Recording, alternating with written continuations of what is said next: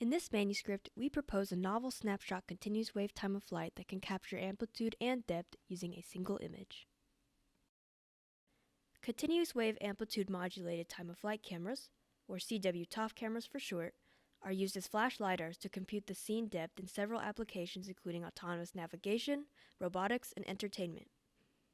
CW-ToF cameras use high-frequency amplitude modulated illumination to light the scene. The light signal that reaches the camera is phase shifted, and this phase shift encodes object depth.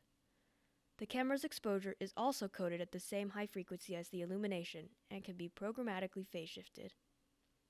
By phase shifting the exposure signal and capturing 4 images, we can reconstruct the depth of each pixel in the scene. Mathematically, the measurement by the sensor is the summation of the product of the received light and the exposure function. By taking quadrature measurements, we can reconstruct the amplitude and phase shift of the received signal. This technique can be extended to n measurements as well. The main idea for measuring amplitude and depth using a single image is to spatially vary the imaging parameter theta linearly along rows or columns during the exposure. The idea of snapshot CW-ToF can be easily understood in the Fourier domain. For this, let us define AE power negative j phi as the ToF hologram and AE power j phi as the ToF twin. Measuring the ToF hologram allows us to reconstruct the amplitude and depth of the scene. Let the Fourier transform of the hologram be I, and the Fourier transform of the twin will be the frequency-flipped complex conjugate of I. We can show that the Fourier transform of the snapshot measurement embeds the Fourier transform of the ToF hologram and its twin separately. We can recover the ToF hologram by simply filtering the twin and frequency shifting the hologram.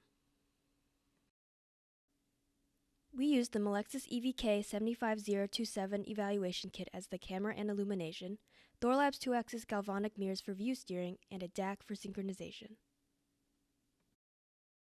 We evaluated the proposed technique systematically on various scenarios. We noticed that the ToF hologram and twin overlap in the Fourier domain. This overlap results in aliasing and noise folding. To mitigate aliasing and noise folding, we can optically filter the high-resolution ToF hologram by defocusing the lens before the linear phase shift measurement. Pre-filtering reduces noise folding and aliasing. As aliasing and noise folding occur in the direction of the rolling shutter, blurring the ToF hologram only in the rolling shutter direction is better than isotropic blurring.